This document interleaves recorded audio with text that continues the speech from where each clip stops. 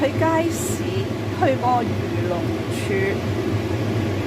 嗰個嘉年華買咗一條寶石魚。呢條寶石魚咧，平時好少見得賣嘅。今次漁農處嘉年華咧就有出售嘅，價錢又唔算貴，80蚊都好大條。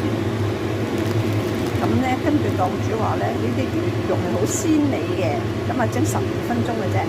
咁而家我刮咗輪㗎啦，要俾蒸。呢條寶石魚已經準備好啦，我擺啲薑絲、葱絲同少少紅蘿蔔絲，就鋪上面靚啲。咁而家水滾就放呢條魚落去蒸，咁要蒸10分鐘、12分鐘。菜飯話蒸10分鐘，菜飯話蒸12分鐘。而家開始蒸啦，要大火蒸嘅。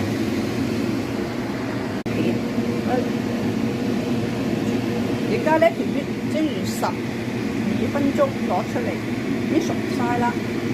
咁咧加少少油，加落佢葱嗰度，最後加翻少少豉油喺旁邊就 OK 啦。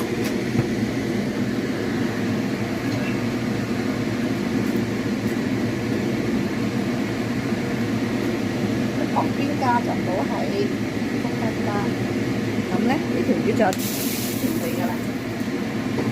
咁呢條咧叫做清蒸寶石魚就完成㗎啦，幾靚！